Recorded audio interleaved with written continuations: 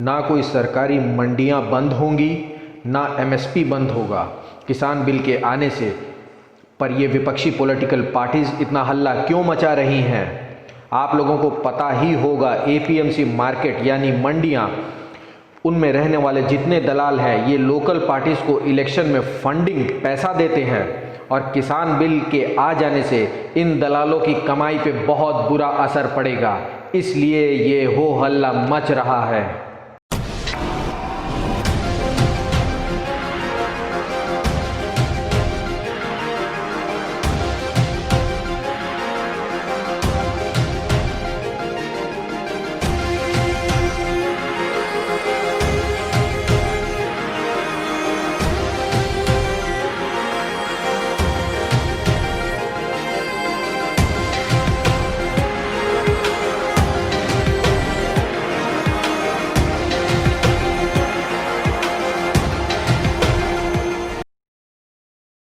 Hello friends, कैसे हैं आप लोग।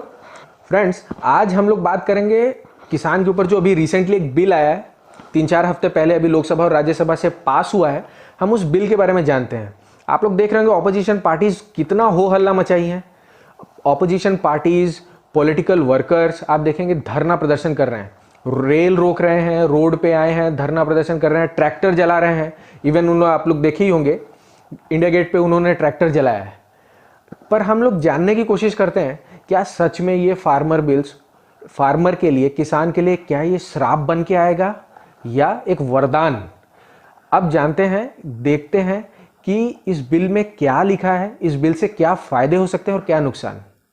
चलिए, किसान के ऊपर जो बिल आया है, वो 3 बिल पास हुए हैं रिसेंटली लोकसभा और राज्यसभा में। पहले हम लोग ये जान लेते हैं वो तीनों बिल क्या हैं और उस तीनों बिल से क्या फायदा है, क्या नुकसान है फार्मर्स को। पहला जो बिल है वो है एसेंशियल कमोडिटीज का, दूसरा है farmer produce trade and commerce, तीसरा है farmers empowerment and protection. Essential commodities मतलब पहले आटा, गेहूं, चावल, ज्वार, बाजरा, सारे सीरियल्स, सारे ऑयल सीड्स, खाने के सारे तेल, आलू, प्याज, टमाटर, ये सारी कमोडिटीज एसेंशियल कमोडिटीज के अंदर आती थी। इस पे स्टेट गवर्नमेंट का कंट्रोल रहता था। अब ये नहीं रहेगा, अब इस पे सेंट्रल गवर्नमेंट का कंट्रोल रहेगा।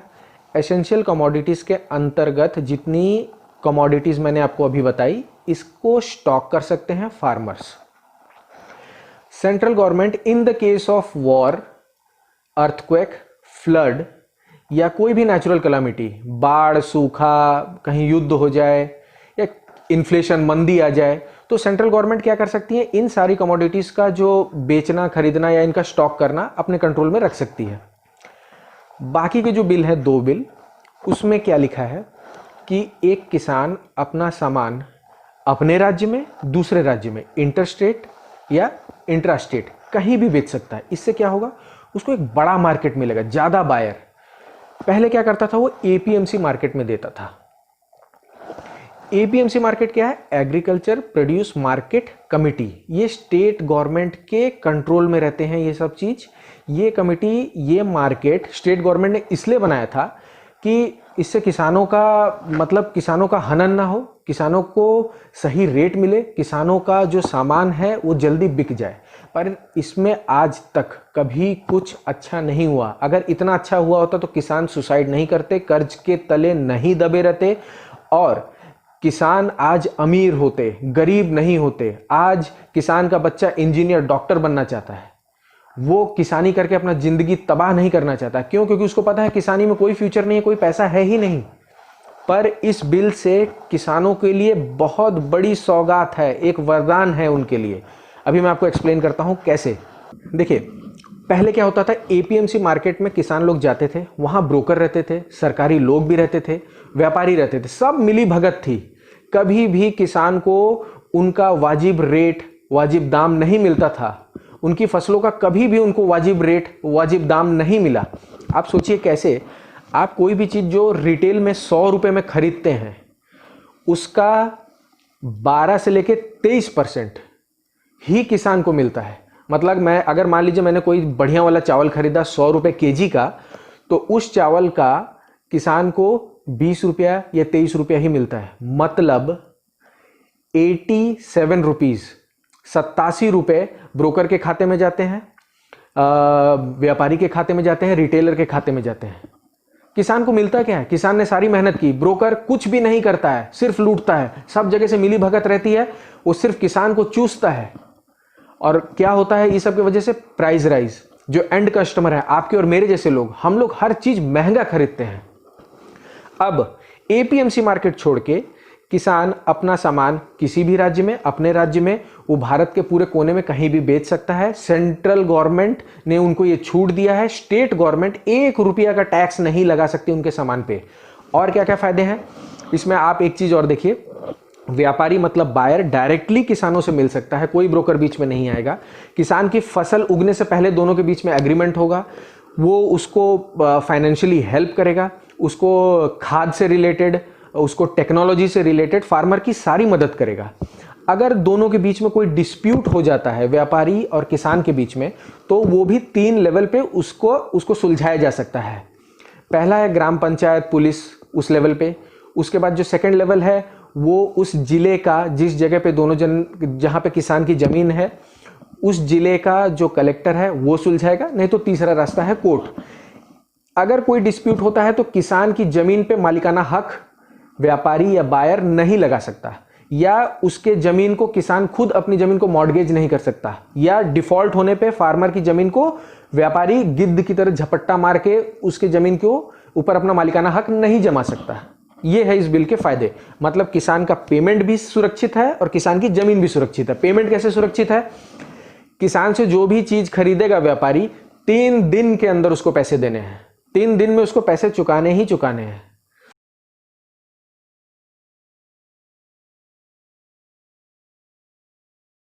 मैं किसानों से जुड़ी हुई कुछ रोचक बातें आपको बताता हूं। हमारे देश में 52% लोग कृषि व्यापार से जुड़े हुए हैं।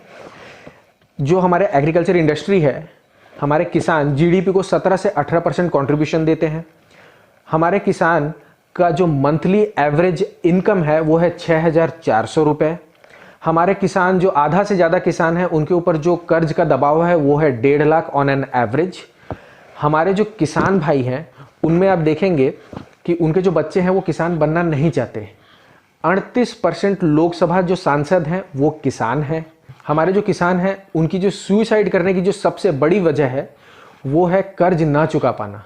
अब सोचिए, इतना बड़ा दुर्भाग्य 70 साल से यही चला आ रहा है कि किसान है, एग्रीकल्चर कंट्री है हमारा, 52% लोग कृषि से जुड़े हुए हैं, फिर भी हमारा जो जीडीपी का कंट्रीब्यूशन है एग्रीकल्चर इंडस्ट्री का वो है कितना?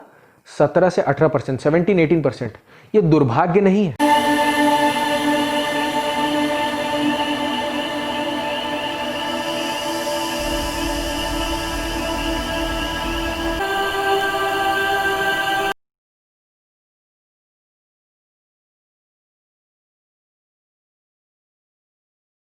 फ्रेंड्स, मैं आपको और कुछ रोचक बातें बताता हूं एपीएमसी मार्केट से जुड़ी हुई, और ये जो ऑपोजिशन पार्टीज़ हैं।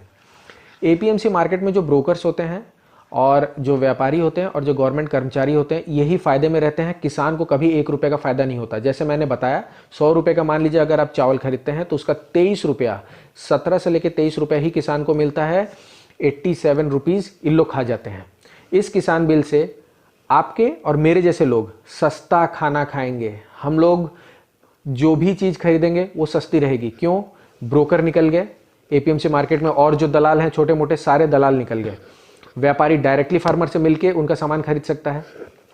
किसान जैसे मैंने बताया आपको कि किसान अपने फसल का रेट खुद तय करेगा, तो इसमें किसान को फ़ायदा ही होगा। पहले जैसे उसको दबा दिया जाता था रेट के मामले में, अब नहीं।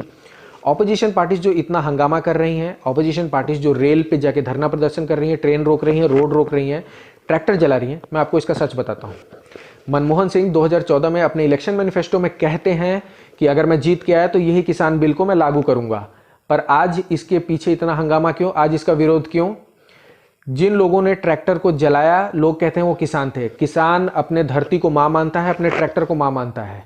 And the people who burn the tractor in front of India Gate, they were not farmers, they were bloody paid political worker। ये बात जान लीजिए आप। किसान अपने ट्रैक्टर को कभी नहीं जला सकता, और जो ट्रैक्टर जला है ये वही ट्रैक्टर है जो पंजाब में भी जला था, और उसका पंजाब वाले ट्रैक्टर का और इधर वाले ट्रैक्टर का फोटो में जाके देख लीजिए, दोनों सेम ट्रैक्टर है, उसका नंबर प्लेट भी सेम है। ये जितने ब्रोकर हैं एपीएमसी मार्केट के, ये क्या करते हैं कि इलेक्शन में लोकल पार्टीज को फंडिंग देते हैं। इसीलिए ये बिल नहीं चाहती हैं पॉलिटिकल पार्टीज कि अगर ऐसा हो गया तो हमको इलेक्शन के लिए फंडिंग कहाँ से आएगी, किसान संपन्न हो गया तो हम राजनीति कैसे करेंगे। पर इस बिल को रहना ही चाहिए, भले विरोध हो रहा है, मोदी गवर्नमेंट को पीछे नहीं हटना चाहिए। बिल ऑलरेडी पास हो चुका है, किसानों को इसका फायदा होगा ही होगा।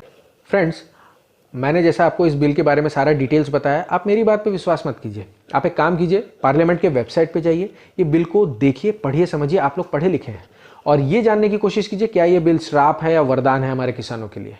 इसी के साथ मैं आप लोगों से विराम लेता हूँ। जय हिंद, जय भारत।